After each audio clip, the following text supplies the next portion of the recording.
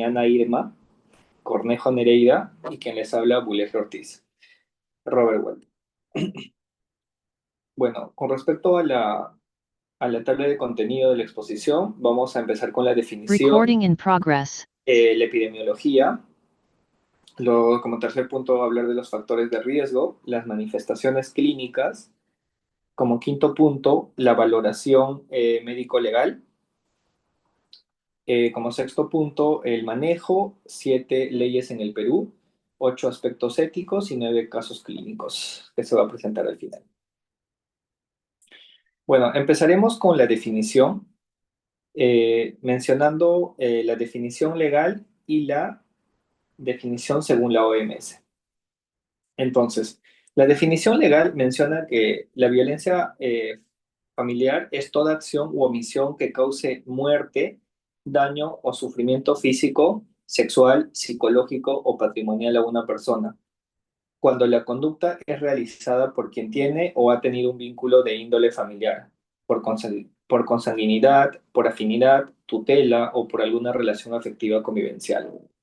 De acuerdo a la definición de la OMS, define que es el patrón de conductas coercitivas o dañinas en el ámbito del hogar o relaciones íntimas que produce daño físico, sexual, psicológico o económico. Entonces, podemos decir que la violencia familiar comprende actos u omisiones intencionales cometidos por una persona con vínculo familiar o convivencia que causen daño, ya sea físico, sexual, psicológico, patrimonial, o ponen en riesgo la integridad de la persona del hogar. Y también vamos a ver que no se limita a un episodio aislado, con frecuencia que refleja un patrón de control y puede producir secuelas médicas, ¿no? Ya sean traumatismos, infecciones, embarazos forzados o también psicológicos, ¿no? Como depresión, ansiedad, estrés postraumático y sociales como puede ser la pobreza. Entonces, en esta tabla lo que vamos a mencionar es todos los tipos de violencia. Tenemos la violencia física, sexual, psicológica, emocional, patrimonial u económica, por negligencia y abandono.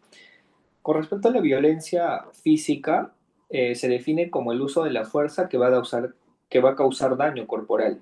Ejemplos pueden ser golpes, empujones, fracturas, quemaduras.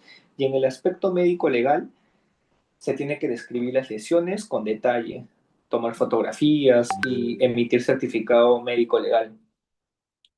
Con respecto al tipo de violencia sexual, vamos a ver qué es el acto sexual no consentido o coercitivo.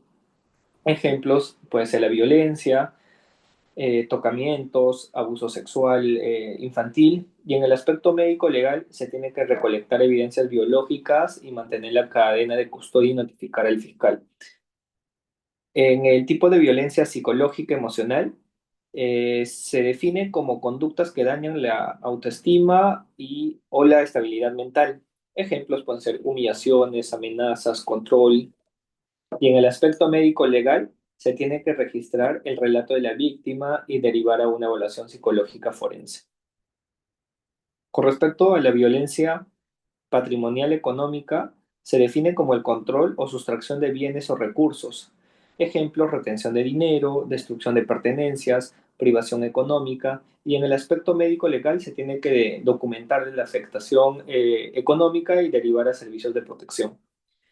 Y por último, también vamos a ver el tipo de violencia que es por negligencia o abandono, que se define como la omisión de cuidados básicos hacia la persona.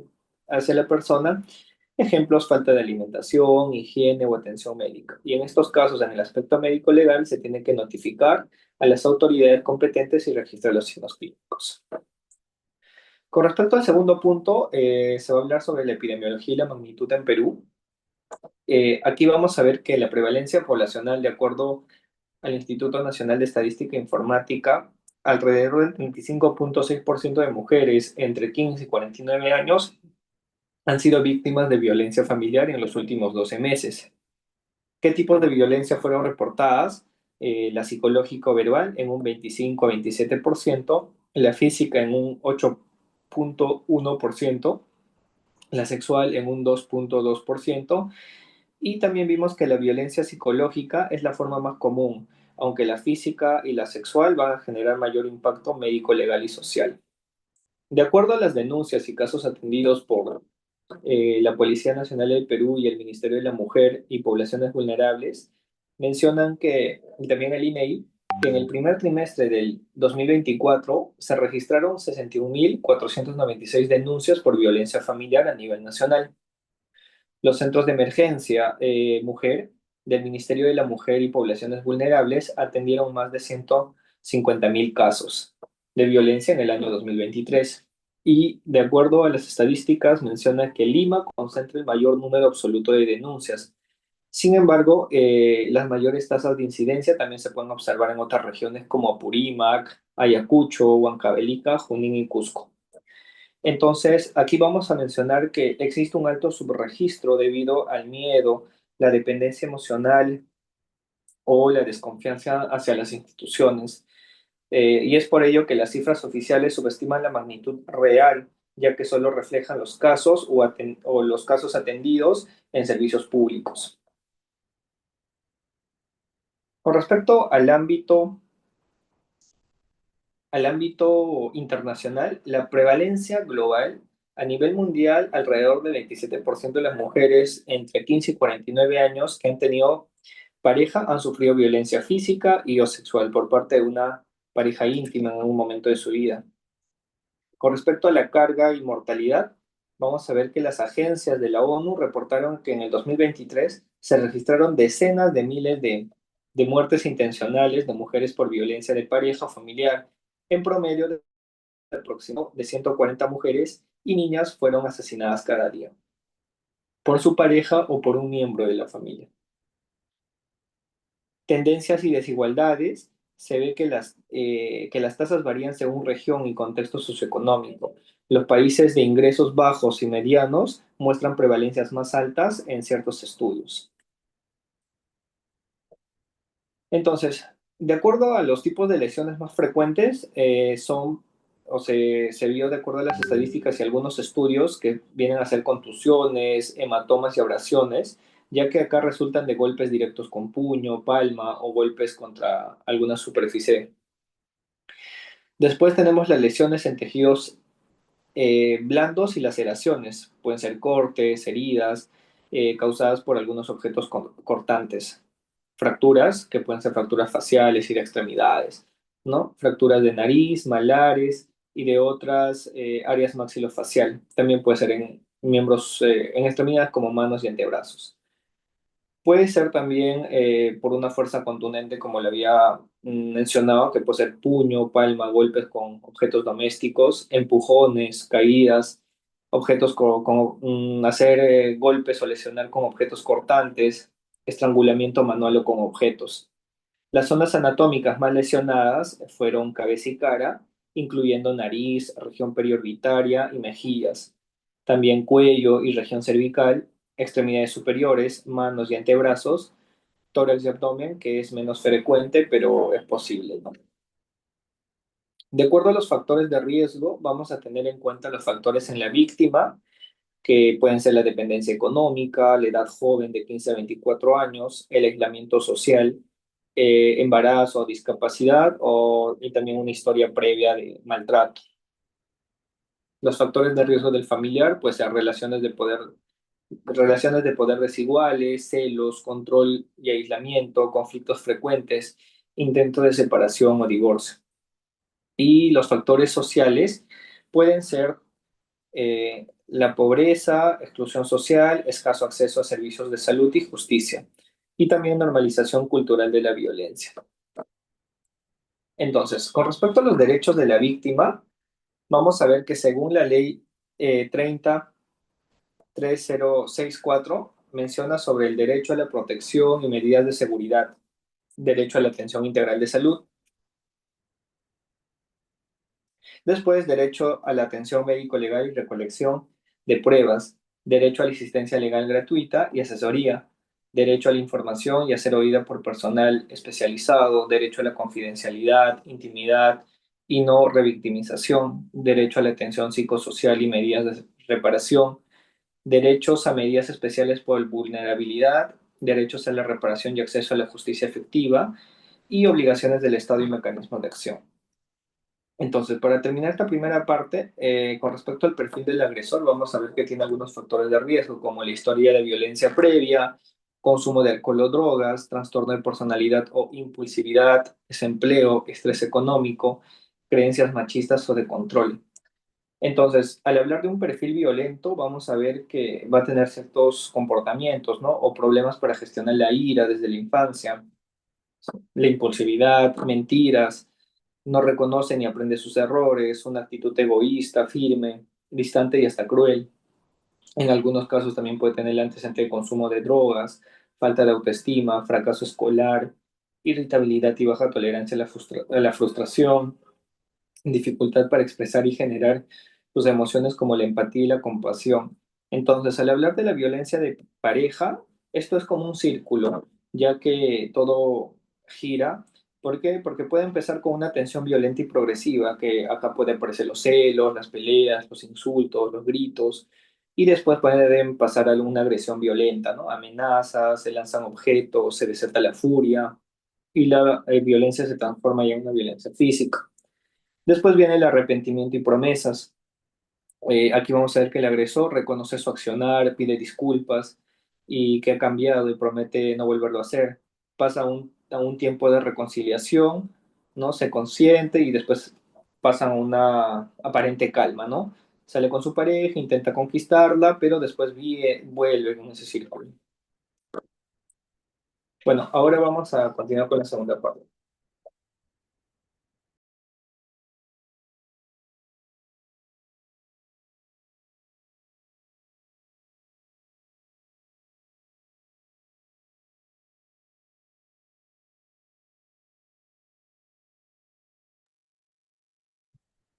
Ok, doctor. Bueno, continuando con la exposición, ahora vamos a pasar a las manifestaciones clínicas y secuelas. Eh, Como bien mi compañero nos ha mencionado, la violencia intrafamiliar produce un amplio espectro de daños, no solamente físicos, sino también a nivel mental o problemas sociales, ¿no? Entonces, como primeras manifestaciones, vamos a tener las manifestaciones clínicas agudas, que son lesiones que se van a observar inmediatamente tras el episodio de la agresión y que habitualmente motivan a una consulta urgente. En primer lugar, tenemos a las contusiones, eh, que pueden ser de tipo equimosis o hematomas, también las laceraciones y abrasiones. Algunas localizaciones frecuentes de estas suelen ser la cara, la cabeza, el cuello o también los miembros superiores, tanto manos como antebrazos, ya que a menudo pues con estas partes o estas zonas del cuerpo son las que con las que la persona se defiende. Luego tenemos a las fracturas y luxaciones, eh, que pueden ser fracturas faciales,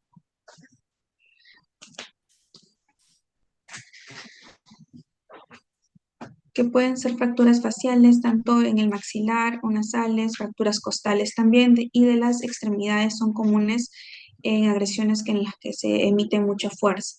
También tenemos a las heridas por arma blanca o por objetos contundentes, lesiones por asfixia o estrangulación. Algunos signos que podemos encontrar en estas son las petequias conjuntivales, marcas en el cuello, también disfonía o dificultad para respirar. La estrangulación es un importante marcador de riesgo de muerte y de violencia escalada. Y finalmente tenemos a las quemaduras. En algunos casos pueden ser tanto quemaduras químicas o térmicas que pueden ser usadas como método de castigo o de tortura. Luego de las manifestaciones clínicas agudas, vamos a tener a las manifestaciones clínicas tardías y secuelas somáticas crónicas. En primer lugar, tenemos al dolor crónico, que puede ser de tipo musculoesquelético, cervical o lumbalgia. Luego, los problemas neurológicos que se dan tras el traumatismo cráneoencefálico repetido, lo cual puede ocasionar un déficit cognitivo, alteraciones de atención, cefalea crónica y dificultades ejecutivas. En tercer lugar, tenemos a las cicatrices y a la desfiguración, que pueden ser tanto estéticas o funcionales. Luego tenemos a las complicaciones médicas, como por ejemplo alguna infección de las heridas o atrofia o pérdida funcional según el tipo de lesión. Y finalmente tenemos a las enfermedades crónicas asociadas. Por ejemplo, el estrés crónico por violencia aumenta el riesgo de una enfermedad cardiovascular o también problemas metabólicos y somatización. Esto es un efecto por exposición prolongada al estrés. Aparte de estos dos tipos de manifestaciones clínicas que acabo de mencionar, también vamos a tener otro tipo de manifestaciones, como por ejemplo las sexuales, ¿no? En donde las principales manifestaciones clínicas va a ser el dolor o sangrado genital, pueden haber desgarros, infecciones de transmisión sexual y dolor pélvico, ¿no? Algunas secuelas que pueden dejar estas son la disfunción sexual, vaginismo, aversión sexual o un trauma postraumático. Los hallazgos que se van a encontrar médico-legales van a ser lesiones genitales visibles. Puede haber también evidencia biológica, tanto de ADN como de fluidos. Y pues la acción médica recomendada sería activar el protocolo de violencia sexual, tanto lo que es la profilaxis posexposición, la anticoncepción o realizar la respectiva denuncia. Luego tenemos a las de tipo reproductivas, en las cuales las principales manifestaciones pueden ser un embarazo no deseado, aborto, parto prematuro o infertilidad, las cuales pueden producir secuelas como depresión postparto, rechazo al embarazo, infecciones pélvicas. Algunos hallazgos médico-legales son el embarazo producto de la violación o un daño ginecológico residual. La acción médica recomendada es la atención obstétrica integral, el seguimiento tanto psicológico como legal. Y finalmente tenemos a las manifestaciones psiquiátricas y psicológicas. Estas pueden ser ansiedad, insomnio, depresión, trastorno de estrés postraumático o una ideación suicida. Las secuelas frecuentes pueden ser trastornos crónicos como depresión, adicciones o somatización. Los hallazgos médico-legales son un informe psicológico forense con evidencia de daño psíquico, y la acción médica recomendada sería una evaluación tanto psiquiátrica, terapia psicológica y tomar medidas de protección. Luego vamos a pasar a la quinta parte, que es la valoración médico-legal. Aquí vamos a comenzar eh, mencionando que el manejo médico legal de la violencia familiar debe realizarse bajo tres principios éticos fundamentales: el consentimiento informado, la confidencialidad y la seguridad de la víctima. Es así que estos principios garantizan el respeto de los derechos humanos y la protección integral de la persona afectada conforme a la ley 30364 y a las normas del MINSA y de la OMS. En primer lugar, tenemos el consentimiento informado. Hay que tener en cuenta que todo examen físico o toma de muestra o procedimiento médico legal solo se debe realizar con autorización voluntaria de la víctima, y en el caso de menores de edad o personas con discapacidad, el consentimiento lo otorgaría su representante legal o tutor, respetando siempre el interés superior del menor. Así también mencionar que la víctima tiene derecho a negarse o suspender el examen en cualquier momento que él lo desee. Como segundo punto tenemos a la confidencialidad. Aquí debemos mencionar que la información médica, psicológica y legal obtenida es estrictamente confidencial y solo se puede compartir con autoridades competentes como la Fiscalía, el Poder Judicial o la Policía Nacional cuando la ley lo exija. Además, los registros, las fotografías y muestras se deben manejar bajo protocolos de reserva y custodia, evitando cualquier exposición o divulgación no autorizada. Finalmente, el profesional debe explicar a la víctima los límites de confidencialidad, especialmente cuando exista una obligación de denunciar un delito. Y como tercer punto ya tenemos a lo que es la seguridad. Aquí la prioridad inicial es preservar la vida y la integridad física y emocional de la persona afectada. Si se identifica un riesgo inmediato de nueva agresión o feminicidio, el profesional debe activar los mecanismos de protección urgentes, tanto por parte de la policía, de la fiscalía y de los centros de emergencia mujer. Y la entrevista y el examen deben realizarse en un ambiente privado, seguro, sin presencia del presunto agresor. Ahora pasamos a lo que es la entrevista y la anamnesis. Eh, la entrevista y la anamnesis médico-legal son el primer paso en la atención integral de una víctima de violencia familiar. Su correcta aplicación pues va a garantizar una atención humanizada, confidencial y no revictimizante, tal como lo establece la Ley 3364. Entonces, los objetivos de la entrevista médico-legal vienen a ser obtener un relato claro, coherente y cronológico de los hechos de violencia, identificar el tipo de contexto y agresión, evaluar el riesgo inmediato o potencial de nueva violencia y finalmente recolectar información clínica, emocional y social útil para poder realizar la evaluación física, psicológica y legal. Esta entrevista también debe ser hecha bajo condiciones, bajo ciertas condiciones, como cuáles debe realizarse en un ambiente privado y seguro, sin presencia del presunto agresor. Además, el entrevistador debe mantener una actitud empática, respetuosa y libre de juicios.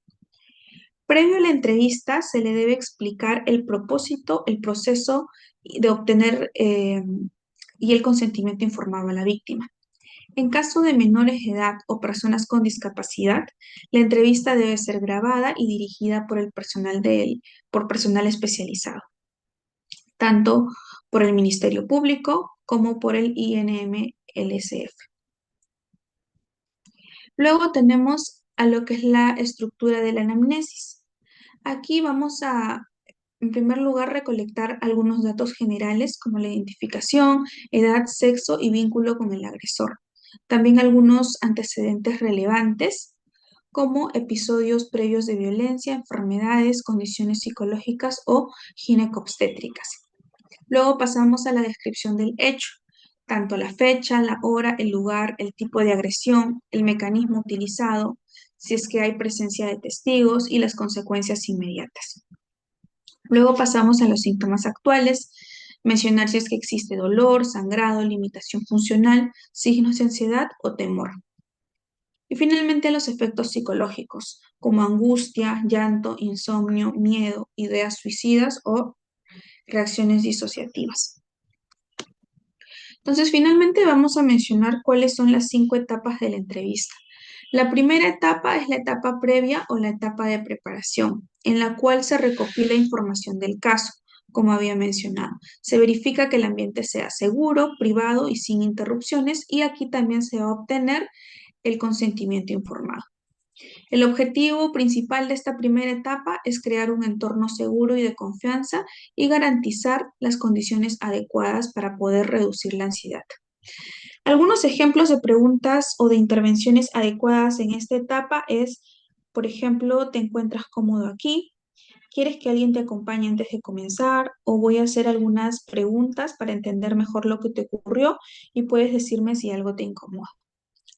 Luego tenemos a la segunda etapa, que es la etapa de inicio o de rapport. Aquí, en esta segunda etapa, se va a establecer una relación empática con la víctima mediante una comunicación cálida y respetuosa. Además, también se aplican las reglas básicas, pues se puede pedir pausas y no tiene que responder todo la víctima, ¿no? El objetivo principal de esta etapa es generar confianza y permitir que la víctima se sienta escuchada y segura para poder hablar. Algunos ejemplos de intervenciones adecuadas pueden ser: puedes contarme lo que desees, iremos paso a paso. Si en algún momento te sientes incómodo, puedes decirlo y hacernos una pausa y no estás obligado a responder algo que no quieras. Como tercera etapa está la etapa de relato libre. Aquí se invita a la víctima a poder narrar espontáneamente lo sucedido, sin interrupciones ni juicios. El entrevistador en este caso va a escuchar atentamente y toma notas objetivas. El objetivo principal de esa tercera etapa es permitir que la víctima exprese su versión de los hechos sin influencia externa ni sugestión. Algunos ejemplos de intervención adecuada en esta etapa sería: cuéntame desde el principio qué pasó ese día, dónde estabas, con quién o qué ocurrió después. Luego tenemos a la cuarta etapa, que es la etapa de indagación o clarificación. Se formulan preguntas abiertas y neutrales para aclarar y ampliar a detalles el relato. El objetivo principal de esta cuarta etapa es obtener información precisa, verificable y útil para la evaluación médico-legal. Algunos ejemplos de cómo podemos intervenir en esta etapa es, por ejemplo, mencionaste que te empujó, ¿Con qué parte del cuerpo lo hizo? ¿O recuerdas si había algún objeto cerca? ¿Cómo te sentiste en ese momento? Y finalmente tenemos a la etapa de cierre de la entrevista, que se agradece la colaboración, se brinda contención emocional, se informa sobre los pasos siguientes, como por ejemplo la evaluación médica, psicológica o medidas de protección, y se asegura de que la víctima se quede tranquila y acompañada. El objetivo principal de esta quinta etapa es cerrar la entrevista de forma empática, reforzando la sensación de apoyo y protección. Y finalmente algunos ejemplos de intervención adecuada en esa etapa son: gracias por confiar en contarme lo sucedido, ahora te explico qué sigue y cómo te vamos a ayudar, o hay algo más que quieras decir y preguntar antes de terminar.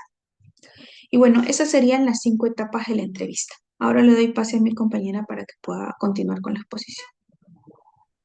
Muy bien, adelante. Continuaremos con el examen físico y el registro de lesiones. Tenemos 3 áreas a evaluar, dentro de ellas el área genital o ano genital, donde evaluamos genitales externos, perineo y ano. El área paragenital con la superficie interna de los muslos, nalgas, pubis e hipogastrio. Y el área extragenital con la superficie corporal restante, que incluye las mamas. Siguiente, por favor. Dentro de este examen vamos a hacer el examen físico general desde la cabeza hasta los pies y vamos a seguir una serie de 11 pasos. Dentro de ellas el paso 1, vamos a ver el aspecto general, la conducta de la persona, los signos vitales e inspeccionamos primero las manos, las uñas, si hay rasguños, marcas de defensa y las muñecas como posibles marcas de ataduras como vemos en la imagen. Por ejemplo, en las uñas podemos tomar muestras de raspado unguial. De ser necesario, pues podemos encontrar partículas de la vestimenta del agresor, etc. En el paso 2 vamos a inspeccionar los antebrazos, viendo lesiones de defensa o venopuntura. Y el paso 3, la parte interna del brazo y la axila, para buscar equimosis por digitopresión, equimosis lineales por tracción forzada de las ropas, como vemos en la imagen. Siguiente, por favor. En el paso 4 vamos a observar la cara, las conjuntivas, fosas nasales, si es que encontramos sangrado dentro de ellas. Palpamos la mandíbula y margen de órbitas oculares en búsqueda de fracturas. En la cavidad oral también podemos encontrar equimosis, erosiones y tomamos muestras si es necesario. Por ejemplo, ahí vemos en la imagen que hay una equimosis a nivel del labio inferior. Y en el paso 5 observamos los pabellones auriculares, tanto en el anterior como posterior, y si es que sospechamos lesión del tímpano, usamos el otoscopio. En el paso 6 palpamos cuero cabelludo y objetivamos que haya cabello arrancado. Para ello pedimos a la paciente que se suelte el cabello, así poder inspeccionar, ¿no?, si hay lesiones en el cuero cabelludo y ver si hubo cabello arrancado.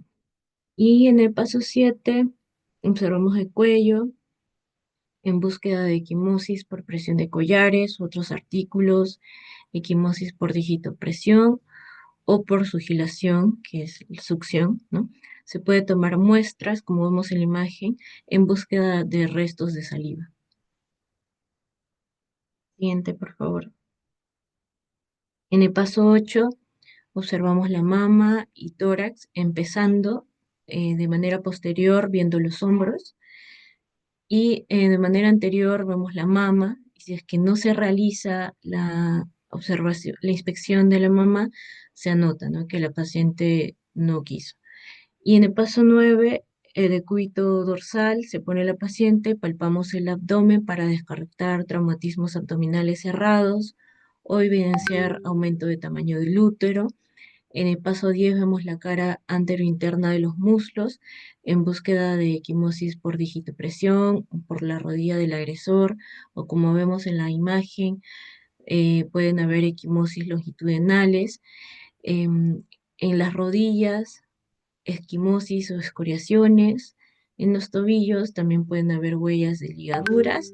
Y finalmente terminamos con los pies sin planta. Y en el paso 11 pedimos a la paciente que se ponga en decúbito supino para evaluar la parte posterior de las piernas, muslos y glúteos y recolectamos muestras, sea mediante la técnica de doble hisopado o hisopos secos o pinzas, ¿no? Pinzas para recolectar pelo, fibras, hierba, tierra o arena que encontremos. Siguiente, por favor. Los puntos a examinar en un posible agresor sexual son el cuello y el tórax. Podemos observar mordidas o estigmas unguiales producidos por la víctima al resistirse a la agresión sexual. En el surco balano prepucial encontramos espermatozoides, fibra y vellos que pueden haberse quedado por el fenómeno de intercambio. En el pene, huellas de coito reciente con o sin violencia. Medimos el tamaño y longitud del pene y secreciones uretrales. En los cabellos, pérdida de mechones al defenderse la víctima de agresión. Siguiente, por favor. En el caso de la violencia a niños, niñas, de acuerdo a la edad del paciente, encontrar esta tabla donde nos menciona que pueden haber diferentes lesiones de tejidos blandos de acuerdo a la edad, entre ellas desgarros del frenillo, lesiones bucales inexplicables en dientes, labios y paladar, hemorragias conjuntivales aisladas fuera del periodo neonatal o cualquier moretón que sea inexplicable, ¿no? Como en el tronco, la oreja, el cuello, la mandíbula o las mejillas. En las quemaduras son quemaduras inexplicables, sobre todo por inmersión, que vamos a ver más adelante una imagen, o por objetos calentados. Y fracturas pueden ser fracturas en diferentes etapas, ¿no? Que, por ejemplo, algunas sean recientes, otras que ya tengan callo. O en el caso de menores de 6 meses, fracturas de cráneo, perdón, cualquier fractura distintas al del cráneo o clavícula, de 6 a 12 meses, cualquier fractura distinta al del cráneo o que tengan fracturas de cráneo sin antecedentes. Y entre 1 año a 2 o 3 años, cualquier fractura que sin antecedentes de traumatismo. En el caso de lesiones intracraneales, podemos encontrar hemorragias suturales, higromas y lesiones viscerales también que no se asocian a traumatismos o colisiones de vehículos, por ejemplo. Siguiente, por favor.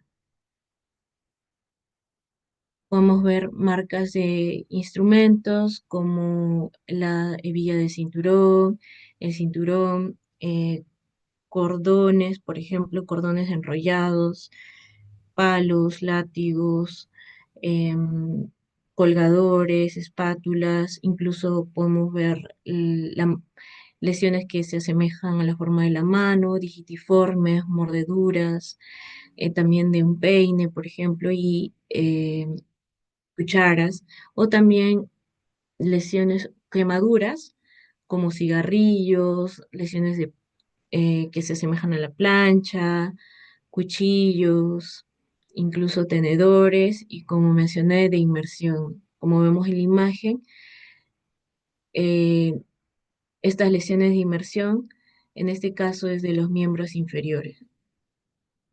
Siguiente, por favor. También vamos a evaluar el área genital o ano genital. Vamos a documentar las lesiones en vulva, himen, vagina, coleccionar indicios como pelo, semen, enviar a la examinada a consulta hospitalaria si se encuentra lesiones genitales graves y orientar a la víctima sobre sus eventuales riesgos y tratamientos, especialmente respecto al contagio venéreo como hepatitis B, sífilis, etc. Siguiente, por favor. Entonces evaluamos los labios mayores, el área vestibular, periné y ano. Buscamos lesiones antiguas como cicatrices, lesiones recientes como desgarros, fisuras, hemorragias, equimosis, congestión, etc. Signos de infecciones de transmisión sexual como úlceras genitales, condilomas acuminados, flujo vaginal patológico, muestras de los genitales externos e internos en búsqueda de evidencia biológica como restos de semen, espermatozoides, saliva, y también podemos hacer uso del azul de toluidina, que es el más utilizado para identificar las lesiones durante el examen, porque se va a adherir a áreas de la piel que están erosionadas o que presenten microdesgarros. Siguiente, por favor. Y vamos a diagramar y tomar fotografías en el examen clínico. Podemos hacer dibujos o también tomar fotografías con una cámara digital, teniendo en cuenta que tenemos que tener un ambiente iluminado, ya sea con fuente de luz natural o blanca, y vamos a incluir en cada toma el número de certificado médico legal, fotos de conjunto con testigo métrico, ya sea una regla u objeto, y el material fotográfico debe ir con una copia del dictamen pericial y posteriormente va a ser archivado bajo cadena de custodia. Siguiente, por favor. Ahora seguimos con el punto 5.4, que es la retención de evidencias y cadena de custodia. De acuerdo a la resolución 0593 del 2015, el sugerente de toxicología y químico legal designará un coordinador responsable que se encarga de ver las muestras y que éstas cumplan con los requisitos para que se encuentren en óptimas condiciones. Por ejemplo, los tejidos en solución fijadora con formol al 10% son de preservación temporal. Los bloques de parafina ya son archivo permanente junto con las láminas coloreadas, la citología del líquido biológico y las fotografías macro con tejidos para análisis de DNA e informes periciales. Siguiente, por favor. Entonces, cada uno de estos especímenes de laboratorio tiene un tiempo de retención, siendo, como he mencionado, los tejidos en formol de 1 año, o sea, de preservación temporal, mientras que los líquidos biológicos se preservan solo hasta emitir el informe pericial y los bloques de parafina, láminas, fotografías, tejidos para análisis de DNA o informes periciales se retienen por tiempo indefinido. Y cada uno va a tener su rango de temperatura para almacenar. Siguiente, por favor.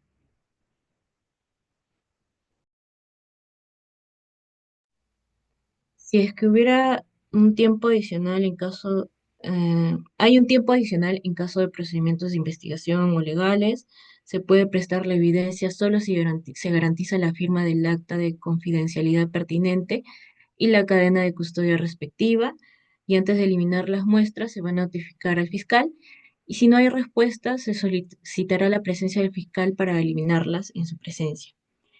Siguiente, por favor. Y respecto a la cadena de custodia, es un sistema de control legal que garantiza la autenticidad, preservación e inalterabilidad de las pruebas desde su recolección hasta que se presentan en el juicio. Es importante para que se pruebe el delito y también para que todas estas evidencias sean aseguradas.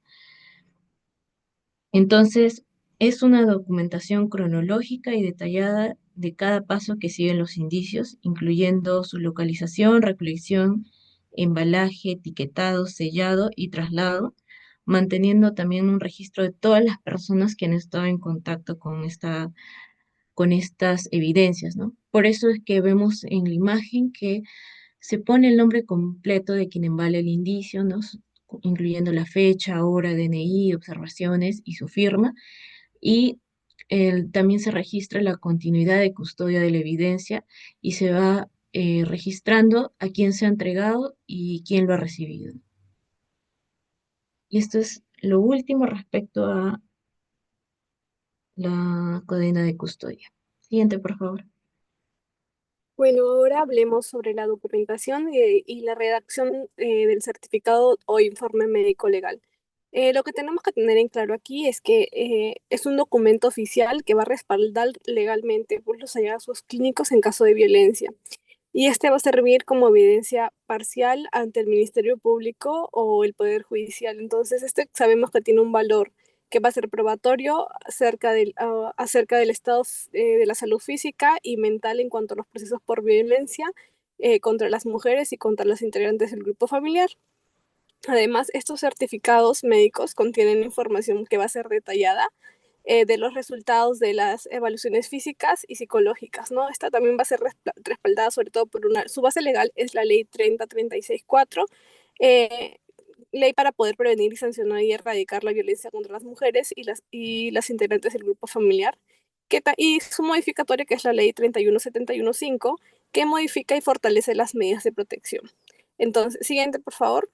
En cuanto al certificado, el primer o el encabezado tiene la identificación general, es decir, aquí se va a incluir tanto el número de certificado, la comisaría solicitante, en este caso puede ser el ministerio, el sello del Ministerio Público, ¿no?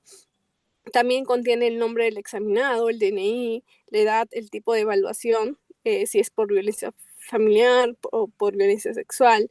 La importancia de esta parte de la identificación o del encabezado del certificado médico legal es que vincula el documento con la autoridad y la víctima, ¿no? Entonces, un dato importante aquí es que tiene que contener la fecha y la hora exacta del examen para poder asegurar sobre todo la trazabilidad y la validez del documento. Luego tenemos la segunda parte, que va a ser la data o el relato útil o narración. Y aquí es importante tener el texto entrecomillado y sobre todo redactarlo en tercera persona. Y se va a poner básicamente lo que describe o lo que la víctima refiere. Por ejemplo, deberíamos poner como refiere a agresión física por parte de los familiares. Entonces, la regla aquí es que el médico no debería juzgar la veracidad, tampoco debería consignar, debería revictimizar a la víctima en este caso, y solo se consigna lo que la víctima dice como un antecedente, ¿no? Y la importancia es que acá esta parte va a contextualizar la evaluación y va a orientar a la búsqueda de lesiones, ¿no? La tercera parte es parte del examen médico. Aquí se describe básicamente el estado general y los hallazgos objetivos que ya mencionaron anteriormente. Se van a utilizar términos médicos como términos técnicos como ya lo habían mencionado, por ejemplo, hematoma, o el color, no sé, es color rojo, y después también vamos a incluir sobre todo la localización anatómica, que tiene que ser precisa, tiene que haber debemos mencionar la forma, el tamaño, el color, si hay dolor o no a la palpación. Y se pueden tomar como justo anteriormente mencionaron, fotografías clínicas con medidas como, por ejemplo, una regla milimetrada, con el objetivo de poder registrar una evidencia física y que sustente sobre todo la pericia. Luego tenemos la parte de la conclusión médico-legal, que aquí va a ser el resumen de todos los hallazgos, por ejemplo, no sé, lesiones traumáticas recientes ocasionadas por agente contuso, ¿no? Esta parte no es que determine la culpabilidad, solo da como que el tipo, la antigüedad y el mecanismo de la lesión, ¿no? Se asigna el número de días de incapacidad que se le va a dar, según las guías del Instituto de Medicina Legal y Forense, ¿no?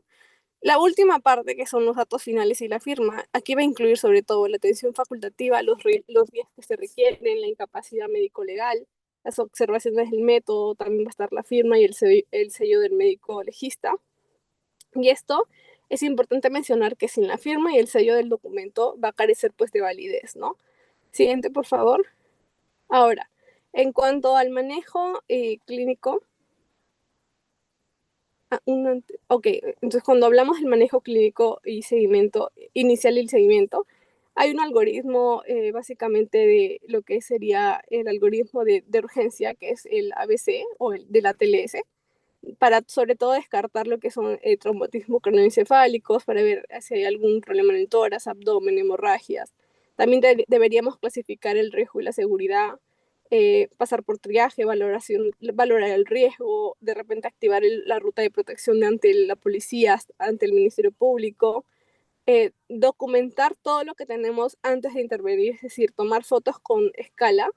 También hay que hacer los hisopados, si en caso tuviéramos ropa que contenga igual, como contiene de repente el ADN, se tiene que bolsar la cra para poder resguardarlo.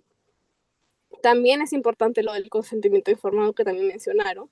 Y en cuanto al paquete clínico forense en cuanto a violación sexual, como sabemos, para proteger de VIH tendríamos que tomarlo dentro de las 72 horas y hacer un seguimiento. También en cuanto a las infecciones de transmisión sexual, tendríamos que hacer el tamizaje y la profilaxis, tanto para sífilis, hepatitis B o C, para gonorrea, clamidia, y darle la profilaxis del tratamiento empírico, ¿no? Según el protocolo local o según las normas del MINSA. En cuanto al embarazo y la anticoncepción, se tiene que sacar la prueba rápida de embarazo, también darle anticoncepción oral de emergencia como de repente el levonorgestrel, ¿no? Hasta 120 horas, y es mejor cuanto antes. En cuanto a la salud mental de la víctima, también darle contención en cuanto a la crisis y derivarlo a psicología, psiquiatría y hacerle seguimiento. Y en cuanto a la toma de muestras forenses, sí también hacer las pruebas estandarizadas y sobre todo darle una cadena de custodia, ¿no? Y coordinar con el Instituto de Medicina Legal. En cuanto a los controles clínicos, se recomienda que el control clínico y las adherencias deberían hacerse entre la primera y la segunda semana, los exámenes serológicos a las 6 semanas, y también a los 3 y 6 meses.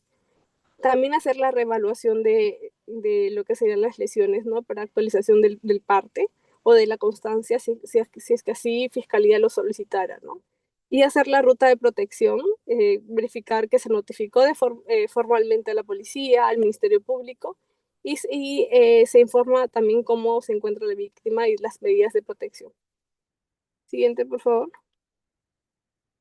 Ahora, justo como había mencionado antes, hay una ley que es la ley 364 y sus modificatorias también, que hablan básicamente sobre prevenir y sancionar y erradicar la violencia contra la mujer y contra los integrantes de un grupo familiar. Entonces, ¿por qué es importante esta ley? Básicamente porque surge para poder garantizar una vida libre de violencia tanto en las mujeres como en la familia. Tiene un marco legal que obliga al Estado a actuar por debida diligencia. Además, integra los sectores de salud, el sistema de justicia, policía, Ministerio Público, y reconoce sobre todo la violencia familiar como un problema de salud pública. Entonces, aquí considera tanto la violencia física, que sean golpes o lesiones, la violencia psicológica, tanto como humillaciones, amenazas o el control que se ejerce sobre la víctima, y la sexual, donde sin consentimiento, coerción o en cuanto a acoso, ¿no? También el tipo de violencia económica, donde hay un control de dinero y privación de los recursos. Entonces, el rol en este caso del personal de salud siempre va a ser detectar que los signos de violencia en la víctima, brindar la atención médica adecuada y el control emocional, emitir el certificado médico legal siguiendo las normas establecidas, sobre todo mantener la cadena de custodias en cuanto a los casos sexuales, ¿no? Y denunciar obligatoriamente a los casos conocidos en una práctica. Ahora, si no hacemos esta notificación, hay que recordar que hay una responsabilidad penal y administrativa para el médico, ¿no? Que está en el artículo 37, artículos 377, perdón. Y ahora, en cuanto a las medidas de protección, que también de lo que habla esta ley, es que el juez puede ordenar en 24 72 horas lo siguiente: principalmente el retiro del agresor del domicilio, prohibir un acercamiento o contacto y asignación económica de emergencia, ¿no? Y se busca, en este caso, sobre todo, proteger a la víctima y evitar futuros episodios. Siguiente, por favor. Bueno, ahora le doy el paso a mi compañero. Sí, siguiendo con la exposición, como último hablaremos acerca de los aspectos éticos, interculturales y de prevención acerca de la violencia familiar. Primero empezaremos hablando de los aspectos éticos. Dentro de los aspectos éticos tenemos a los principios éticos en la atención a víctimas. Dentro de ello tenemos al respeto a la dignidad humana, que nos referimos a que toda persona víctima de violencia tiene derecho a ser tratada con empatía, sin juicios ni prejuicios. También tenemos el principio ético de la confidencialidad, que la información proporcionada por la víctima es reservada, salvo obligación legal de denunciar. También tenemos la no revictimización, que es evitar hacer preguntas o exámenes innecesarios que hagan revivir el trauma, el consentimiento informado, explicar cada procedimiento médico o pericial antes de realizarlo. Y por último tenemos la equidad y justicia, que es brindar la misma calidad de atención sin importar género, edad, orientación sexual o condición socioeconómica. Por otro lado, tenemos al deber ético del profesional de salud, ya que antes hemos hablado por parte de la víctima, ahora hablaremos acerca del profesional de salud. Que el médico y el personal de salud tienen obligación ética y legal de identificar signos de violencia familiar y notificar los casos, según el artículo 8 de la ley número 30364, que es la ley para prevenir, sancionar y erradicar la violencia contra las mujeres y los integrantes del grupo familiar. Y por último, deben actuar con imparcialidad sin tomar partido, pero garantizando la protección de la víctima. Siguiente, por favor. Siguiendo con los aspectos interculturales, tenemos el enfoque intercultural en la atención, que nos referimos que reconocemos que el Perú es pluricultural y multilingüe, con distintas concepciones sobre familia, autoridad y violencia. También los servicios de salud y justicia deben adaptarse al idioma, costumbre y valores culturales de la víctima y evitar imponer una sola visión occidental de familia o violencia, ¿no? Y comprender el contexto comunitario. Y algunos principios claves que menciona la literatura es que tiene que haber respeto a la diversidad cultural, valorarla como visión andina, amazónica o afroperuana y la atención, como mencionó mi compañero, que por ejemplo en las zonas con mayor, los departamentos con mayor violencia familiar en el Perú, intérprete o mediador cultural, que es garantizar comunicación efectiva y comprensión plena, y el enfoque de género y derechos humanos, ¿no? Que es integrar la comprensión de desigualdades estructurales que favorecen la violencia. Y en la parte inferior tenemos un ejemplo, que por ejemplo, una mujer quechua hablante que acude a denunciar violencia debe ser atendida en su idioma y con sensibilidad hacia sus valores familiares, evitando los juicios morales o discriminación. Siguiente, por favor. Y en cuanto a los aspectos de prevención, tenemos tres tipos de prevención: prevención primaria, secundaria y terciaria. Con prevención primaria nos referimos antes del hecho violento, ¿no? Es decir, que se puede brindar una educación o mejorar la educación en valores y equidad desde escuelas y comunidades, también campañas comunicacionales sobre derechos y rutas de denuncia, y fortalecer la familia y redes de apoyo social. Tenemos a la prevención secundaria, que esta nos referimos a la detección temprana, es decir, a la capacitación a profesionales de salud para identificar signos de violencia física, psicológica o sexual, y protocolos de tamizaje en consultorios y emergencias. Y por último, la prevención terciaria, que es aquí cuando ya sucede, pero lo que buscamos es evitar reincidencia, ¿no? Eh, no, dentro de esa prevención terciaria está el acompañamiento psicológico a víctimas y agresores, la coordinación interinstitucional, salud, justicia, educación, policía, y las medidas de protección inmediatas y seguimiento continuo. Siguiente, por favor. Bueno, aquí les presento una noticia nacional acerca de violencia familiar que eso ocurrió en Chosica el 15 de septiembre de este año, donde pues el hecho es que la Fiscalía Provincial Especializada en Violencia contra la Mujer y los integrantes del grupo familiar de Chosica obtuvo una sentencia condenatoria contra una madre que agredió físicamente a su hijo de 12 años en estado de ebriedad, ocasionándole lesiones y afectación psicológica. El resultado judicial es la sentencia condenatoria de 1 año y 8 meses de pena privativa de libertad, pero esa fue convertida en servicios comunitarios. Además, la agresora deberá pagar una reparación de civil de 2.000 soles a favor del menor. ¿Qué circunstancias se reportan? Que el hecho ocurrió en el domicilio familiar durante una discusión. La madre, en estado de ebriedad, golpeó al niño, causándole lesiones leves. El menor fue atendido en un centro de salud y se realizaron pericias médico-legales y psicológicas. Y este caso fue judicializado por la Fiscalía de Chosica. Siguiente, por favor. Entonces, con todo lo expuesto, entre los hallazgos médico-legales que se tiene que buscarnos nosotros, bueno, es la evaluación inicial, ¿no? Ver los signos vitales del niño, y lo importante, el registro de lesiones visibles y la valoración de riesgo. El examen forense, que es la detección de indicadores de violencia crónica y daño emocional, ¿no? Para ver si el niño ya ha recibido, por ejemplo, violencia física hace mucho tiempo, o recién pues fue un desencadenante lo que la madre, el estado de ebriedad. Una documentación, el informe médico legal, el certificado de lesiones y actas de entrevista con cámara Gesell, que son esas entrevistas con, si no me equivoco, con la luna, donde estás detrás de la, de la luna y pues obviamente no te ven, no, son dos espacios diferentes. La recolección de pruebas que somete a las fotografías forenses, la parte policial y la declaración del menor en presencia del fiscal y la notificación obligatoria según la norma técnica de salud número 127 del MINSA, que todo caso de violencia familiar debe ser informado a fiscalía o policía.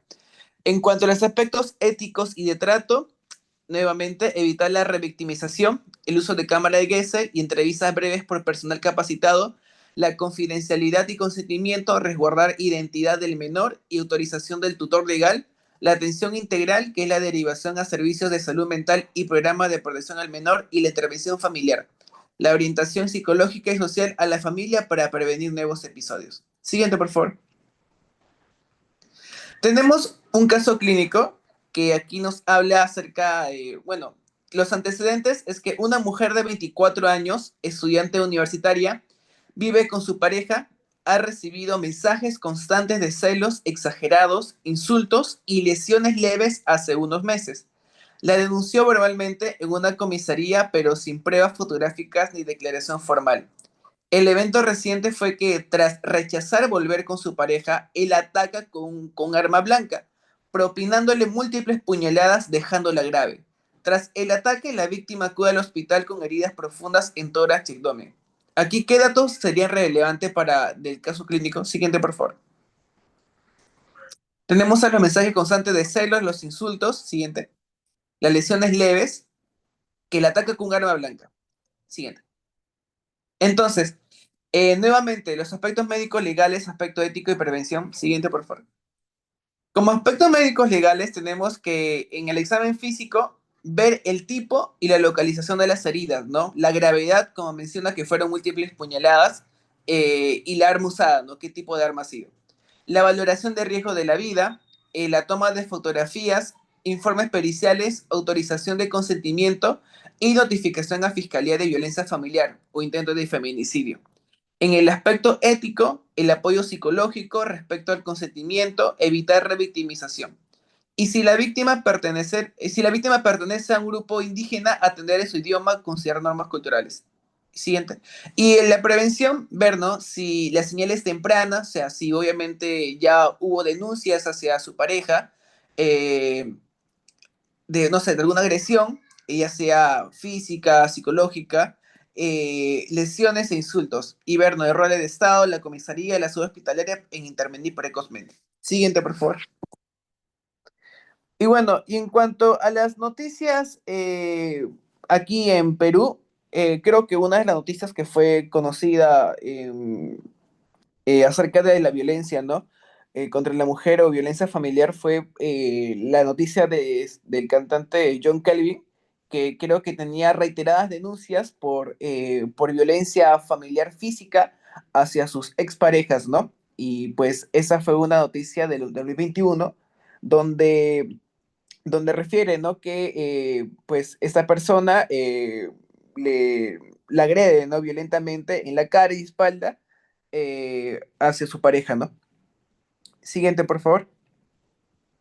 Y por otro lado, también tenemos que una brecha que, pues, a veces, bueno, la violencia familiar o hacia las mujeres son grabadas mediante cámaras, pero esta es una brecha porque muchas mujeres se niegan a denunciar a sus agresores, pues, ¿no?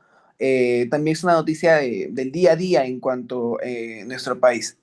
Siguiente, por favor. Eso sería todo, doctor. Muchas gracias.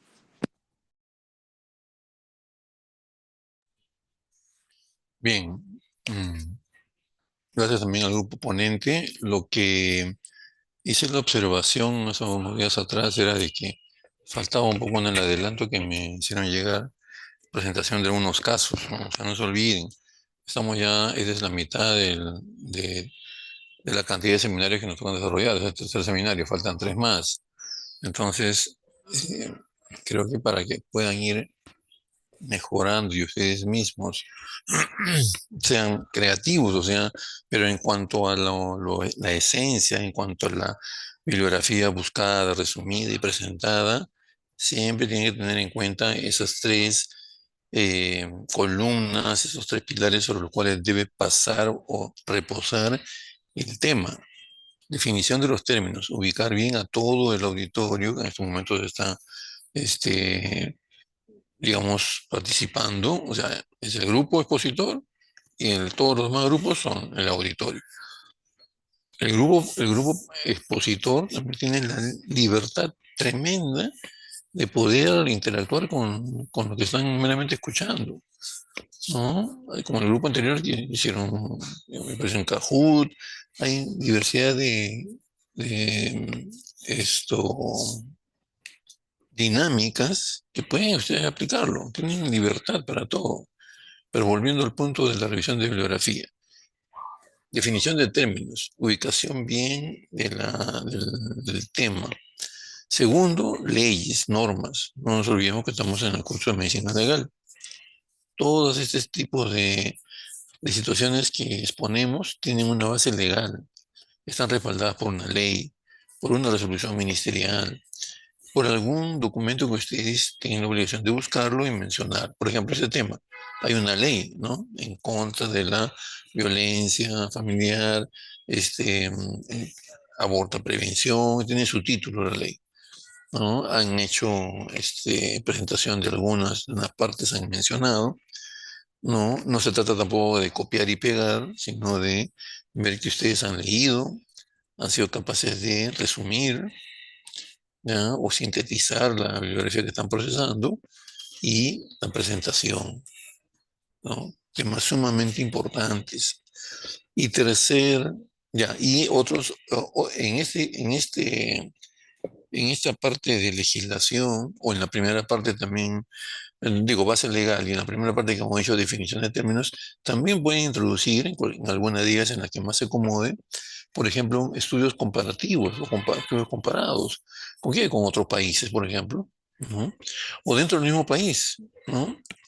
Por ejemplo, en este tema algo han mencionado en cuestiones de estadística, pero algo muy ligero, ¿no?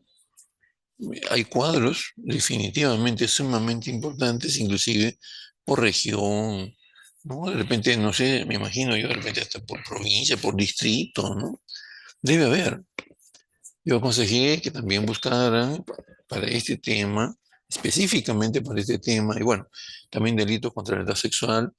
Hay mucha información en organizaciones no gubernamentales, ¿no? Por ejemplo, estas dos famosas que son en nuestro medio, Manuela Ramos y Flora Tristán, son ONGs feministas que tienen respaldo definitivamente de países del primer mundo, ¿no? Y han desarrollado y siguen desarrollando investigación sobre estos temas.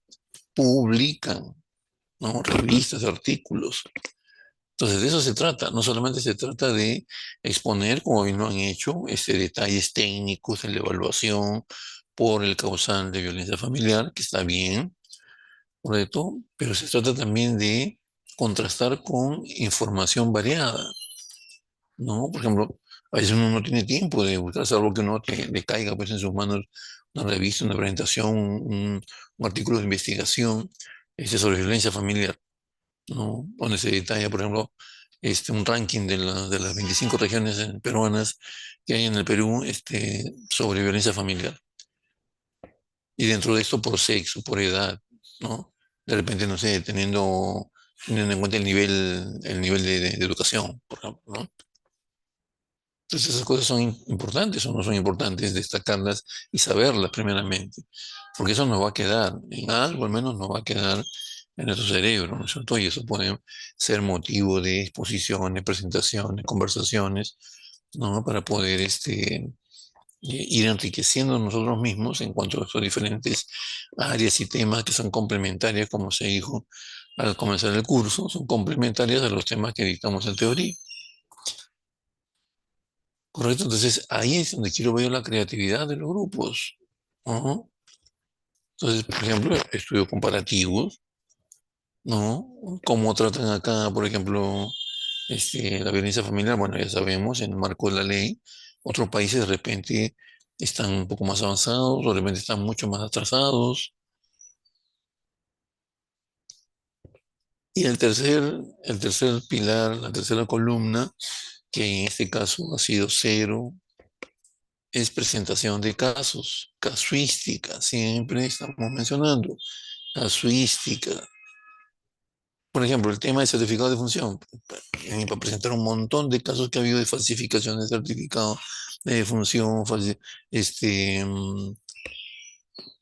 ¿cómo se llama esto? Cancelo de noticias, o de repente algún caso que ustedes por ahí puedan encontrar un poco más, digamos, fundamentado, acreditado, lo presentan relacionado al tema, por supuesto, ¿no? Entonces, eh, importante es, como le digo, enriquecer el tema y no solamente quedarnos en lo clásico, ¿no? Violencia familiar es un tema para pasarnos aquí todo el semestre, si queremos, podemos hacer de repente un solo curso, un curso entero de violencia familiar, ¿no? Para abarcar diferentes temas, subtemas, dentro del ámbito de esto de violencia familiar. Entonces, volvemos a tocar ese punto. Se están quedando solamente abordando, presentando lo mínimo. Por los siguientes temas, por favor, les exhorto a que cumplan con el tratamiento de estos tres pilares, estas tres columnas por las cuales debe discurrir cada uno de los seminarios y hacer énfasis en la última que están, al menos mis grupos, están fallando enormemente. No presentan casos, no hay casuística. Doctor, Entonces, sí, escucho. durante, durante nuestra presentación sí se presentaron 3 o 4 casos, incluso noticias. Eh, Ya, por ejemplo, se mencionó una de las noticias que impactó más en la sociedad, que fue la de John Kelvin, que fue un agresor, y que ya, entonces también se presentaron el caso también sonado en Perú, en Lima, sobre una madre que estaba en estado etílico y ya, ok, una agresión. O sea, sí se han presentado 3 o 4 casos. ya, correcto, ya, entonces corrijo eso, pero hay muchos más. Pero, por ejemplo, el detalle de casuística, perdón, ¿cómo se llama? De estudios, de estadísticas. Eso no lo he visto, ¿no? Al comienzo y algo dijeron ahí de algunas regiones, algunas ciudades, creo me parece en cuanto a eso, pero este, hay muchos más temas ¿cómo se llama?, que aportar en esto. Hay cantidad ¿cómo se llama?, de instituciones que se dedican actualmente y hace varios años a observar la evolución de lo que es en general violencia, ¿no? Por ejemplo, hay numerosas universidades que tienen observatorios de violencia. Yo le mencioné en alguna oportunidad y ustedes definitivamente tienen que haberlo encontrado si hacen búsqueda en Internet. El Ministerio Público tiene un observatorio de criminalidad donde mensualmente, me parece, o bimensual, a publicaciones, se hacen como especie de unos boletines y publican en total a nivel nacional, por ejemplo, la cantidad de denuncias por violencia familiar.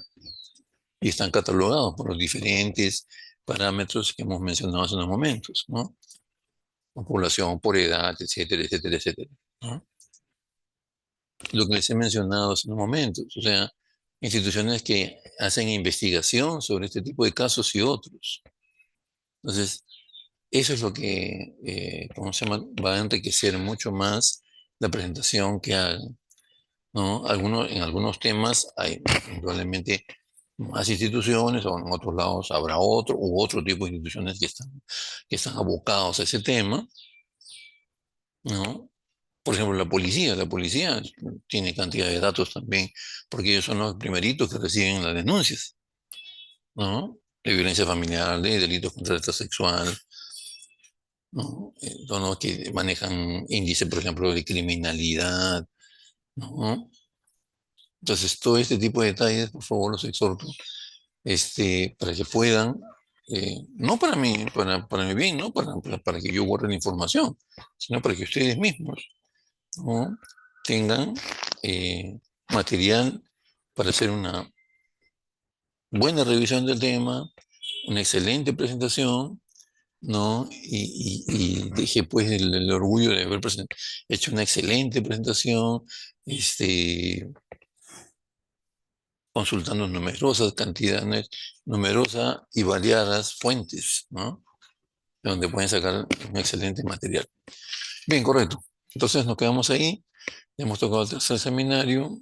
Estudien, por favor. Esperemos, de hecho, que para la próxima semana no haya ningún inconveniente similar al que ha habido en este miércoles, que nos obligó no solamente a nosotros, sino a todas las instituciones de estudio superior, colegios y todo, en reprogramar, en nuestro caso, los exámenes que ya están ya destinados para ser tomados el miércoles, ¿no? Entonces, hemos simplemente hecho una permuta. Esta clase que hemos hecho el día miércoles tocaba hacerla la siguiente clase. Entonces, la hemos adelantado y el examen que tocaba tomar este miércoles lo hemos pasado para la siguiente, ¿no? Ya con la disposición oficial de la universidad y todo ello.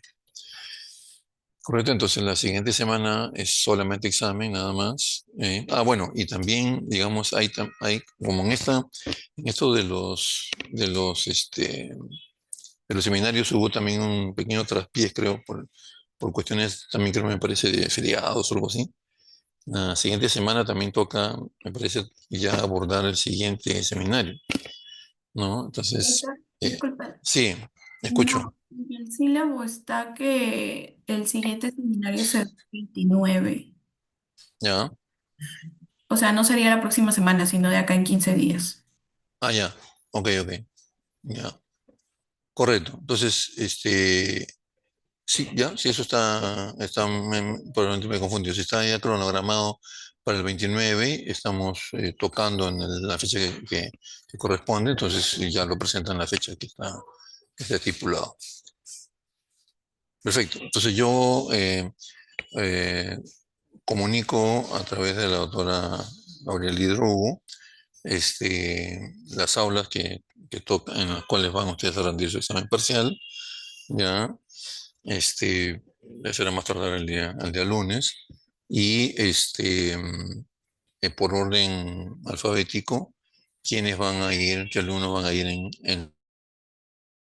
en cada una de las aulas. El horario está estipulado para comenzar, me parece, 9:30. Es una hora bastante aceptable para que ustedes puedan llegar con tranquilidad. No va a ser a las 8. Como dije en algún momento, los exámenes siempre a dar a disposición de la universidad que se desarrollen dentro del horario, sobre todo que se dedica a la teoría por parte de la universidad. Y eso siempre hemos cumplido en forma irrestricta. ¿Okay? El horario de teoría, si ustedes saben que los grupos comienza a las 8, termina a 9:40 el primer grupo y 9:40 a 11:20. O sea, de 8 a 11:20 tranquilamente se desarrolla siempre el control de los exámenes. Y esto va a ser igual, ¿no? 20 preguntas que van a corresponder a lo que hemos hecho. Van a haber algunas preguntas, probablemente de los seminarios que hemos venido tocando. Eso hemos advertido desde un comienzo. Yo creo que casi todas, o al menos una gran proporción, básicamente son para marcar una y solamente una alternativa que es la correcta. ¿Ya? Entonces, 20 preguntas que pueden ser desarrolladas. Hemos fijado un tiempo, creo que más que prudencial, 30 minutos. Más que suficiente, porque solamente para marcar. No es mi política, digamos, hacer preguntas rebuscadas, nada por el estilo, sino simplemente corroborar que lo que he dictado en las teorías, lo que hemos ido desarrollando en los escenarios, vaya quedando en su disco duro de ustedes. ¿Correcto? Entonces, a través de la delegada vamos a comunicar entonces la hora exacta y las aulas donde van a desarrollar, donde se va a tomar el examen parcial. Muy bien. Muchas gracias por su participación una vez más. Muy buenas tardes. Gracias, doctor. Gracias, doctor. Gracias a ustedes. Hasta luego.